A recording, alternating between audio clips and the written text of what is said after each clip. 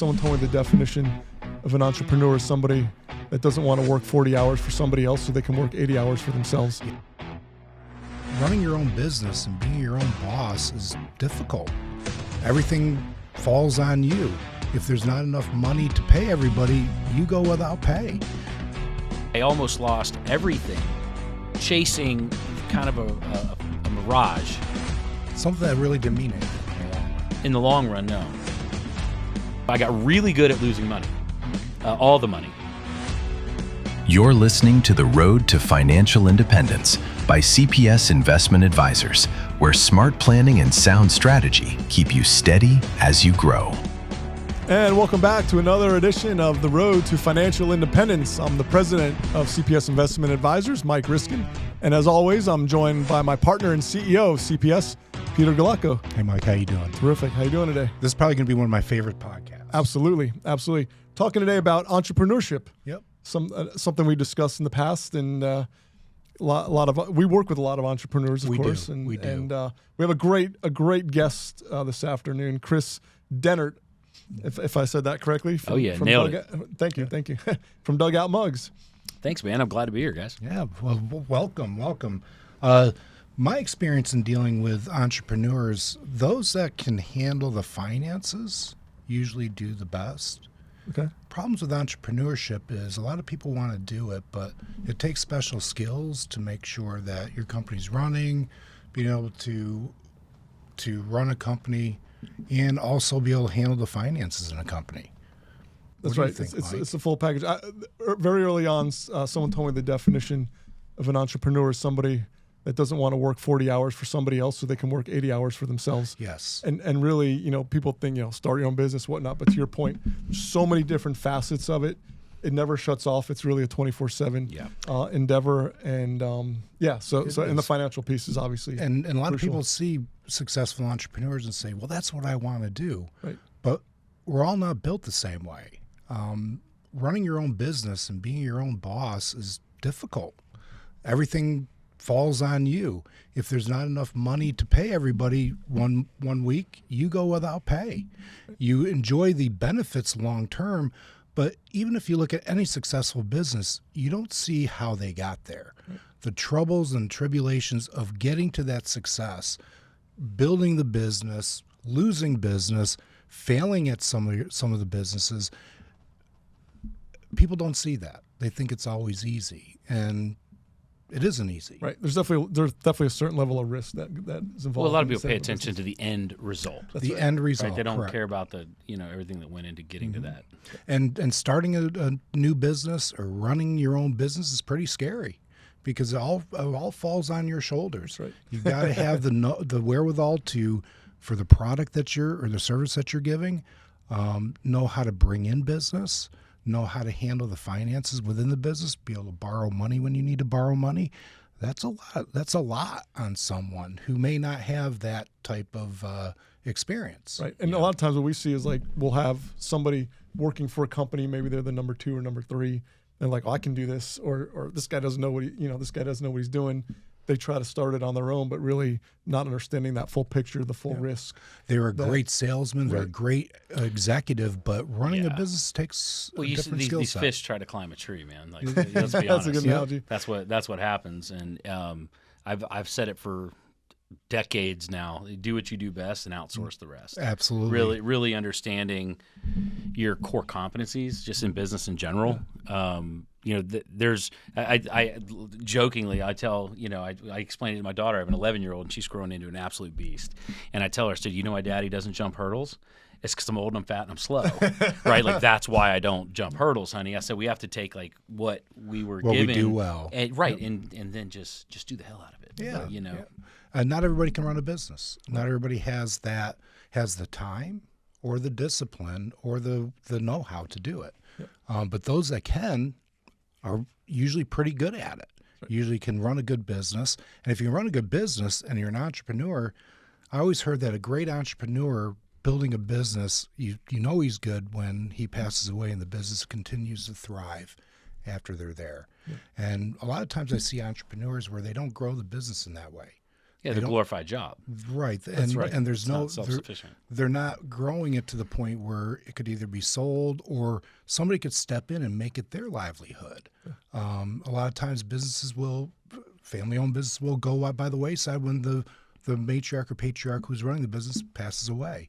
And that's unfortunate.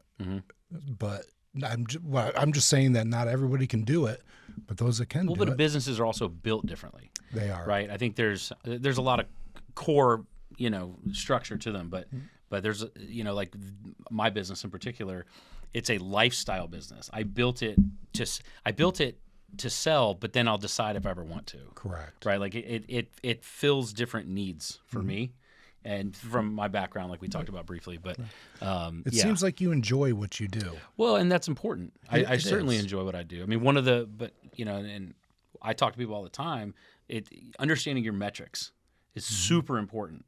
Like, what is important to you? What is not important to you? What do you value? What do you not value? What are you good at? More importantly, what are you bad at? Right. And then the more you can reflect and understand on those things, I feel like the more dynamic you can be in that business. And what's super important to me, lifestyle, experiential. Does it take time away from my kids? Would they be proud of me? Can I sleep at night? So I think understanding what the pieces are through reflection before you get started, because a company a lot of times is made or lost before it even starts. Right. Oh, absolutely. And I think understanding what those pieces are before you get going is important. It's nice to see somebody like you, a successful businessman who loves what they do, who really likes what they do. Unfortunately, for a lot of people out there, the things they like to do that makes them happy, they can't make enough money to have a sustainable business.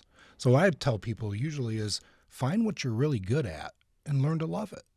And then you'll be able to be successful at it. Not all of us can do what we love to do every day. We have to go to work. And sometimes being an entrepreneur is taking business maybe that you don't want to do just to make ends meet or bridge the gap to get to where you want to be. So I tell people to chase the happy, not chase the money. the happy. That's a core belief of mine. Yep. Chase the happy, not the money. If you do it right, you'll get both. I say that all the time. If you do something you're passionate about, the money will follow. And I see that over and over and over. Well, and there's another piece to that. I had a tremendous conversation one time with a lady named Doria Cordova. She has a international coach for Money and You is what it is. And Dory and I had a lunch one time, and we discussed currency and what is currency, right? Like the word itself, it flows, right? Money's never yours. You have a turn with it. Yeah. This time we have in this life, it's not ours. We have a turn with it, right? And if you understand that everything is always flowing and that there are several currencies at work here all at the same time, time, family, fulfillment, cash, right? Like all these things, there's several currencies at work at the same time. So there's seasons when maybe your financial season is in winter, right? But your fulfillment is through the roof.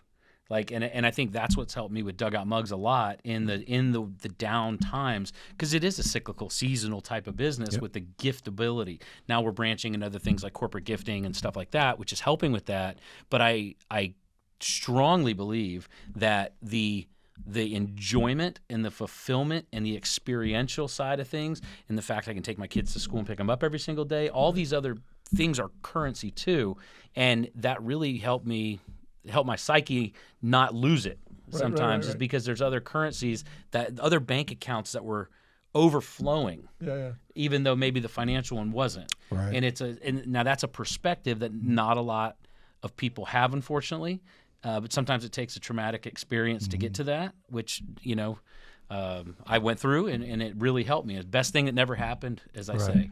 Well, I mean, I'm sure there's entrepreneurs out there looking like I am at you going, you really have a life when you're an entrepreneur? You don't work 70 hours a day and try to get things done? That's what most people who run a successful business, they are working that business 12, 13, 14 hours a day, and their family suffers. They do suffer. But you know what you're saying is it's a choice, isn't it? It's absolutely a choice. And I was full of BS too at one point, as I'm doing it for my family, right? Because I guarantee you someone just heard that and like, oh, I said that before, right? Yep. But are you? Like, what does your family need? And are you doing it for them, or are you doing it to prove, because I came from nothing, right? So was I proving that I could do it. It was like proving that I could be a millionaire. Hindsight, I didn't really care to be a millionaire. I cared to become the person who could be a millionaire. Yeah. Right? That's a big distinction. And that's why the highly successful people can make it and lose it that quick. Right? And hindsight, I almost lost everything chasing kind of a mirage. Something that really didn't mean anything in the long run. In the long run, no. Doesn't mean anything. When I was laying in the hospital back in 2015, and I had a 6-month-old at home that I'd never really met yet, which is tough. And you're laying there and you're like, damn, what, get me out of this. The whole cliche, God, get me out of this. I'll change. But I did. Before I even left. I changed. I cut out the things in my life that didn't matter, the people that didn't matter. The things that I outgrown. I don't care about the cars. I don't care about this. I got shoes on today. That's an upgrade for me. Normally I'm in flip flops and my hat is forward, not backwards, right? But my point is like when you kind of create a lifestyle by design that encompasses the business, it's very, very fulfilling. Right, I say because I speak on stages and podcasts and whatever, and I don't believe really in work-life balance. It's all life, and just sometimes you're working. Right. Mm-hmm. And I think that's a very important thing to remember. Some folks will have to shut off, but you never shut it off. If there's something bothering you at home, you're taking it into business, and vice versa. So again, everything in my world, and I think those who have kind of figured some things out, it's perspective. Right, the same crap is happening to all of us on every single level. And it's just your perspective of it. It's like things aren't happening to me; they're happening for me. Right? A couple of years ago, when the business tanked, it wasn't because it was because there was conflicting decision making between an old partner and myself. And it's I could have complained that we had doing $10, $13, $15 million a year selling bat mugs, and we went down to 3. I could have really dwelled on that, but it's like this happened for me. And I was able to buy them out, right? So it's, again, everything, it just has some perspective. And I constantly preach to people about reflection. Just constantly be reflecting, and don't lose sight of what matters individually to you. That's really big to me. No, that's great. And I want to know a little bit about your business. Well, I was just about to say, let's back it up a little bit and kind of start from the beginning and kind of. Were you always an entrepreneur, or where were you at in your life when you decided you wanted to open up your own business, and kind of how did this whole school Dugout Mug thing come middle about? school? Dugout Mugs is my 9th company. I've had several, the whole cliche serial entrepreneur. Hindsight, looking back to middle school, is when I was starting. I didn't have anything. If I wanted something, if it will be, it's up to me.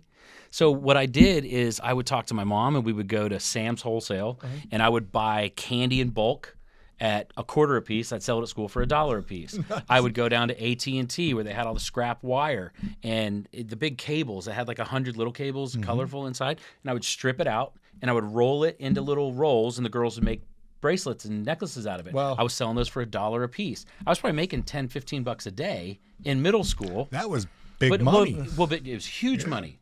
Back in the 90s and as a kid. Right. But again, if I wanted something, I had to go get it.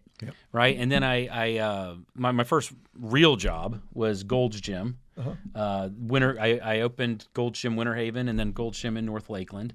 And a guy, Brian, said to me one day, and he's like, "Hey man, the owner's not going to step aside and give you this place. What are you going to do?"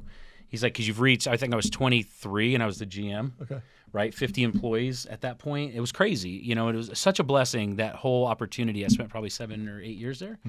And at that point, I jumped into real estate in 2008, which big. No, I was flipping short sales. I was flipping paper.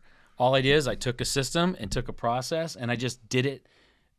And what I've recognized now, everything's much clearer looking back, right? Yes. But what I realized is that I was able to portray online where I was going. I always believed I was going to get to where I was going, and I never kind of took my eyes off of that. So when I was flipping short sales, and right in the the boom of short sales, 2008, we did that, and within a year, I had a more reach, more follow, better SEO than guys that were on Flip This House and the Montalongos and Than Merrill and guys like this. And then I was like, okay, well, if they can do the back end way better than I can. They have way more money. But I can do the front end better. So I launched my first agency. Okay. And I had, 10 clients paying me $5,000 a month, $50,000 a month just coming in, and I'm doing the back end stuff that I can do in my sleep. Because you're helping them get the whole key to yours was getting the reach. Right. And this new website that just came out, Facebook, back in 2005 or 6 or I think 2006 maybe. Okay. I used that for Gold's Gym, but I understood the intricacies and the nuances of these platforms. I'm in my mid-40s, so I grew up with the belly-to-belly handshaking. Like, I know sales, I know people. Like, if you ask me what my strength is, it's people. It's connecting, it's networking, it's sales, promotion, self-promotion, things like that.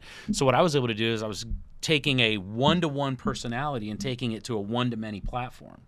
And that's how I was able to really launch Gold's and the real estate. And then once I kind of understood these fan pages and commanding a community and through a gamification, which is a strategy I absolutely love. If you don't know what it is, look it up. It'll save you a ton of marketing dollars.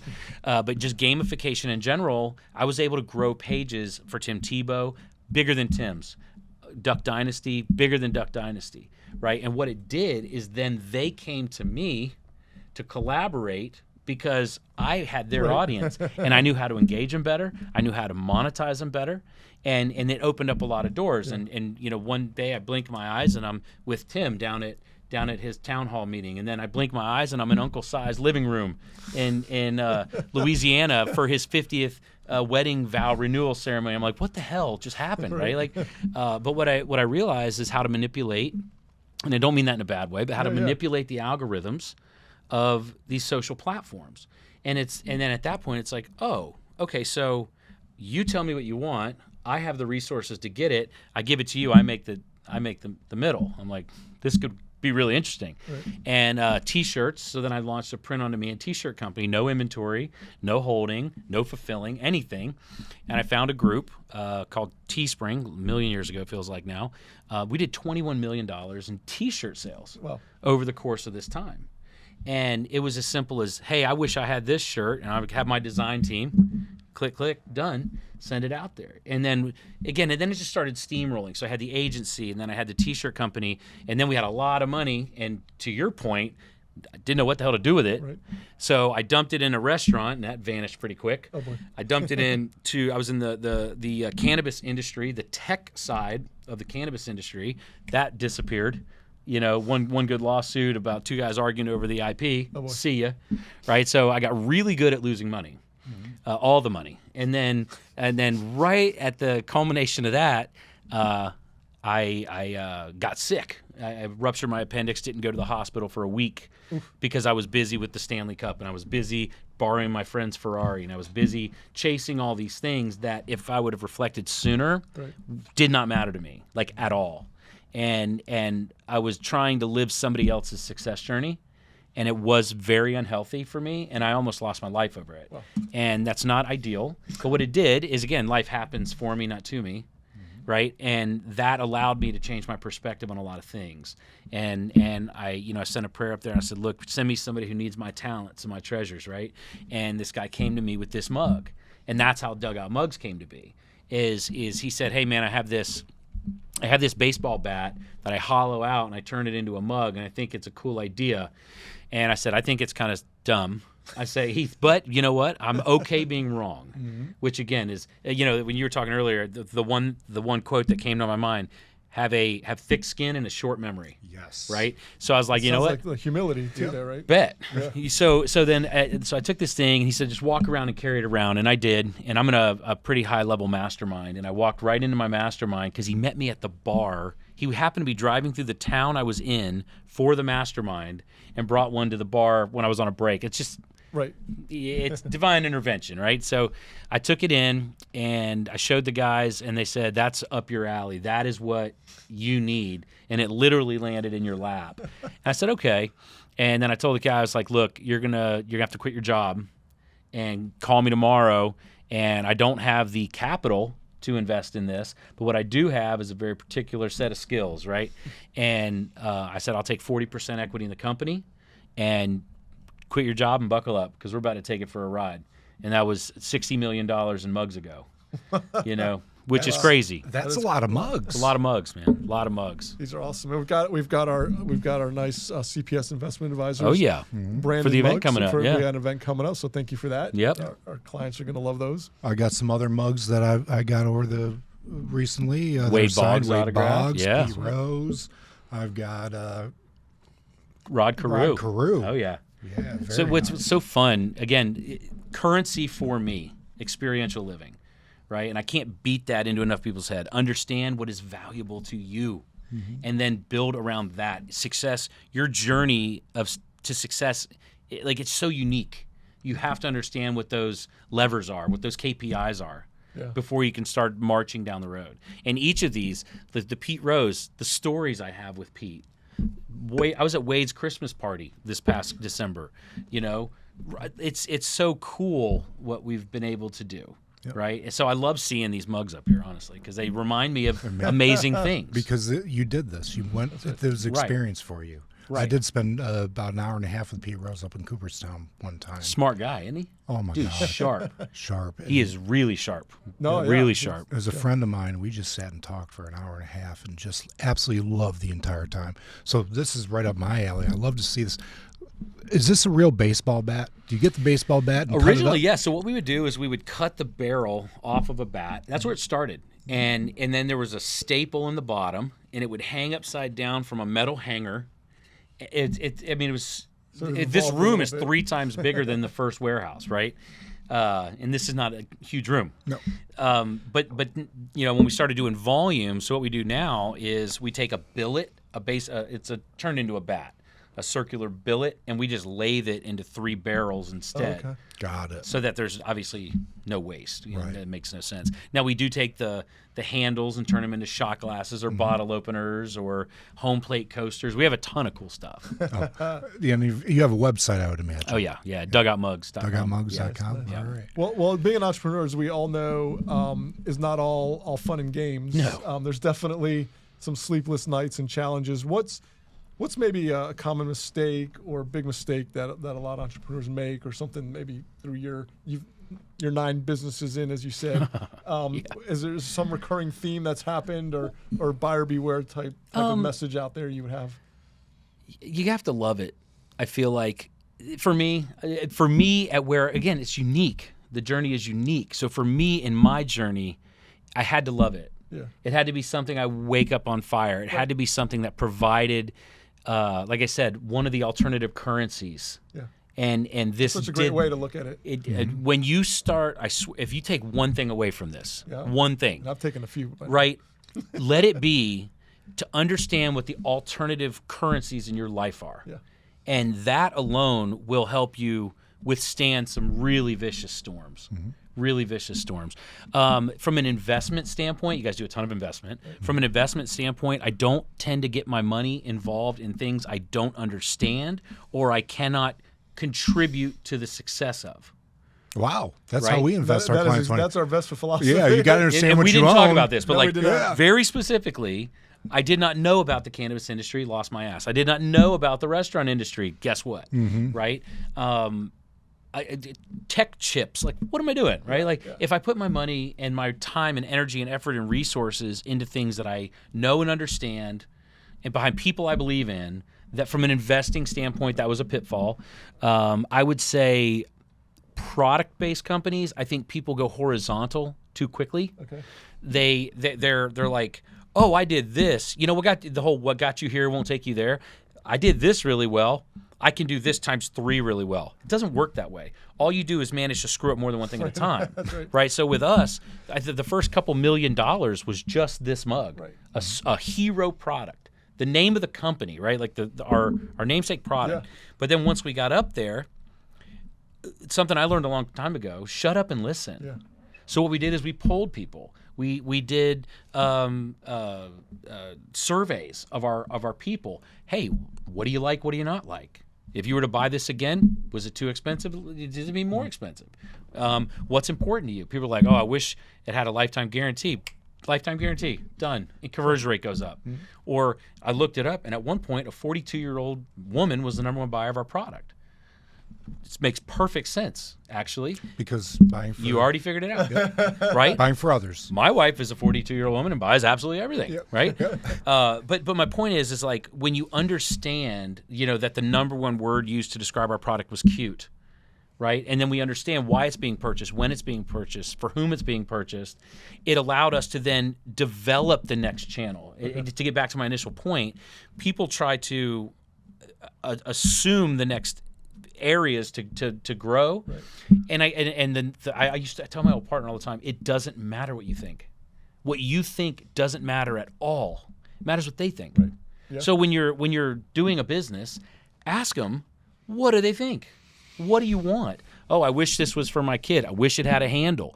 I wish it had a lid. It didn't spill. Like, we just built accordingly. Yeah. And then the whole idea of fail fast and fall forward, when you take your emotions out of it, right. because what you think doesn't matter, you take your emotions out of this, and now we test something, fail first, or fail fast, fall forward.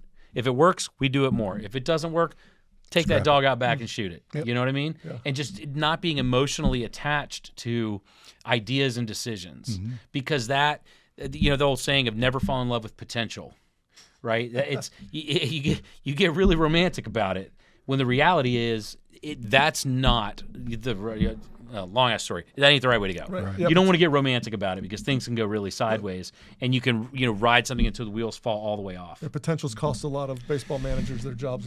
They do, but they cost a lot of people a lot of things. That's right. But if you had a product like this, you made millions selling it. It's very easy to say, well, this is what we're going to hang our hat on and continue forward, and not diversify your product mix. But for somebody, a consumer, if I buy 6 of these, I got 6 in my house, I'm probably never going to come back to your website unless you got something else that's going to yes draw and no. me back. I would with that mindset, I would assume so. But you know what I found by asking questions and shutting up? That 83% of the time it's gifted. Oh. So if that's the situation, what I've done is I've provided a resource for a gift giver who gifted it to a recipient, and they got such a strong response from it, they're going to go back to that well every single time. Some of our customers ordered 30, 40, 50 times. We have customers, flagship customers, right, that have ordered dozens and dozens of times for that exact reason. Now, to your point, we did also diversify. So we made home plate coasters. We took bat handles and turned them into bottle openers. We stayed within the theme for a good 5 years. What I did recently in the last 2 years, since I bought my partner out, because now I own the whole company, we started looking at our audience. I had 1 million people on my email and SMS list. I got great reach, 3 million people on social media. We had a great following. So what do we do with this? It's like, okay, well, if I know the buyer, I know the season, I know the price point, I know the sport, I know the what matters to these folks. So I launched a baseball board game. It's manufactured out of St. Louis. I don't see it. It's all drop shipped. So this is an entirely new strategy and business model, drop shipping. We did $340,000 in board game sales in the first 18 months. Really. And it's like, and I never saw one, touch one, nothing. And we had a 60% commission on it. Did you design it, or did you have somebody? No. The more I understand about the people, the more I can go back to my old school days. Like, you want this? Okay, give me a second. Hold my beer. I'll be right back. Make it, bring it. Hey, look what I found for you. They're like, oh my God, that's perfect. Right, so then we did it again with baseball bat handles turned into barbecue tools and home plate cutting boards. Another I've got guy, some of those, by the way. I don't doubt it. I got some. Yep. And so do we, right? and what's cool about that is again, people buy it, and they, and we make a 50% commission, 50 to 60% commission I make on drop ship. So I did it again, proof of concept, right? Crawl, walk, run. I kind of just do like crawl run, but we did it with them, and it's like, okay, let's try another one. So I launched signs. There's round signs with a team logo. We started that a week ago. We're already at $2,000 in sales in the first week. So the way I'm looking at it, it's like, okay, I know the customer, I know what they want. They already know, love, and trust us. 60,000 reviews online, all the following, all the credibility. Yeah. So now I started to diversify that way and fill in the gaps of the seasonality with the business, with the traditional gifting, some more selfish purchases, things for them. Right. So we did that. And the next stage, and I don't mind sharing it, is something called left field gifts, where all the cool, fun gifts out of left field, right, is the idea behind it. But why can't I do the exact same thing with hockey, football, soccer? I own a golf company as well, Big Golf, that's mine. I'm going to bring that under the umbrella. So now we have golf and football and hockey and soccer and baseball. And you'll do mugs like this for... No. Do something a little different? We'll see. Who knows? What you know what you do? You shut up and you ask them. What would you And like they'll tell you. They're like, "Oh, I wish I had a golf ball turned into a bottle opener." I was like, "Gotcha." And now that I have the resources, I have golf ball bottle openers. I have golf ball cigar holders. And it's all under the same roof. So I get to share these duplicative charges like rent and logistics team and just everything. Now it's all under the same roof. 70% of our products are going to be drop shipped, where I don't even have to see it, touch it, doesn't even have to come in house. Yeah. And we're sitting anywhere from a 30 to 60% commission. That's a huge additional stream of revenue, right? And then the other stuff we can kind of develop as we go. And I own the intellectual property behind it. So then the three different pieces, the left field gifts is going to be the top, the Shellco. Then there's going to be a holding company for the IP and the different things like that. And then it can exclusively license it to, own nothing, manage everything. Everything, right. Right. So it's going to be, that's kind of the next stage of this. I just had to drain the bucket after buying my partner out and then fix all the holes. And now we're starting to fill it back up again. Excellent. Well, Kris, unfortunately, we're out of time. I feel like I could sit here and talk to you all day about this stuff. And I love this stuff, man. We'll have to have a follow-up. And I know you have you do some podcasts out there as well, and maybe promote your website real quick. If you dugoutmugs.com and biggolf.com. Okay. Both of those. I mean, if you need anything corporate gift-wise, we kill it. We knock it out of the park, as they say. And this is high-quality stuff. That's right. It's We premium. love it. So if you're just listening and not watching, this is some good. Go to the website and take a look at what he's got. This is great stuff. Yeah, it's good stuff. Well, Kris, thanks again for stopping by. Appreciate it, and thanks for watching. All right, see you guys. Well, thanks again for joining us for another episode of The Road to Financial Independence. If you like this content, don't forget you can find us on Spotify, Amazon, or now Apple Podcasts. And don't forget to like, comment, and subscribe.